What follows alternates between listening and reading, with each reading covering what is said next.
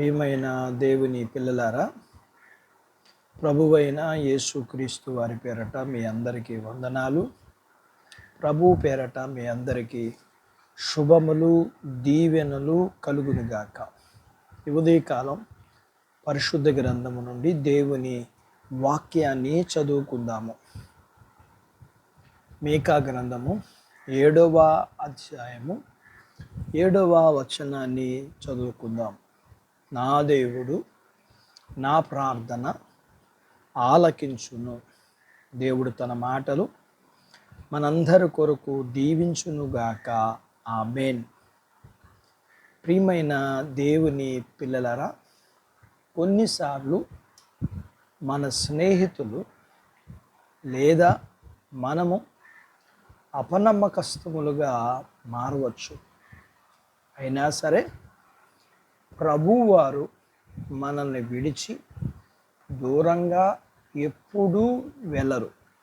కారణం, మనము ఆయన కృపా కనికరం పొందుకున్నాం. ఆయన మన ప్రార్థనలను, మన మనవలను ఎప్పుడూ వినేవాడిగా ఉంటాడు. ప్రవక్త ఇలా అనటం చూస్తాం: స్నేహితుని యందు నమ్మకం ఉంచొద్దు, ముఖ్య స్నేహితుని నమ్ముకొనవద్దు. నీ కౌగిటిలో వండుకున్న దాని ఎదుట నీ పెదవుల ద్వారమునకు కాపు పెట్టును. అంతేకాదు, కుమారుడు తండ్రిని నిర్లక్ష్యపరచుచున్నాడు, కుమార్తె తల్లి మీదకిని, కోడలు అత్త మీదకిని లేచెదరు. ఎవరి ఇంటికి వారే విరోధులగుదురు. ఇలాంటి పరిస్థితులు చాలా దౌర్భాగ్యమైనవి. అయినా మనకి నిజ స్నేహితుడు ఉన్నాడు. మన కష్టాలు ఆయనతో చెప్పవచ్చు. ఆయనే మన ప్రభువైన యేసుక్రీస్తు కాబట్టి మనం ఆ ప్రభు వైపు చూడడం మంచి పని. అంతేగాని ఇతరులతో గొడవ పడకూడదు. మన స్వంత వారే, మన సొంత బంధువులే మరి ఎవరైనా సరే మనలను తృణీకరించినప్పుడు ఇక మనం చేయగలిగింది ఒక్కటే, మన దేవుని సన్నిధిలో కనిపెట్టడం. ఆయన మన ప్రార్థన వింటాడు. మనం ఎదుర్కొంటున్న శ్రమలను ఆయన చూస్తాడు. మన దేవుడు సజీవుడు, ప్రేమస్వరూపి గనుక మన మొరలో ఆయన వింటాడు. అంతేకాదు, ఆయన మన మొర వింటాడు.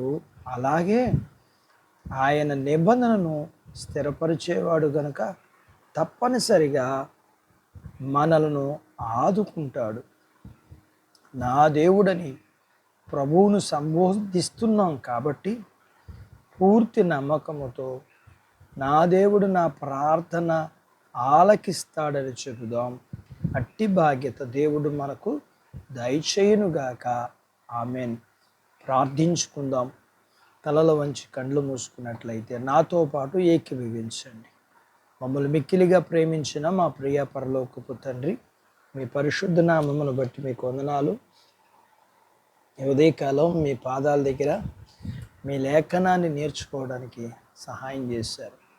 మీరు మా ప్రార్థన ఆలకించేవారని, మేము మరి మా జీవితాల్లో ఎవరు మమ్మల్ని తృణీకరించినా, మేము నమ్మిన వారు ఒకవేళ మమ్మల్ని విడిచిపెట్టినా, మమ్మల్ని విడవక మా ప్రార్థన ఆలకించే దేవుడుగా మేము నేర్చుకోవడానికి సహాయం చేశారు.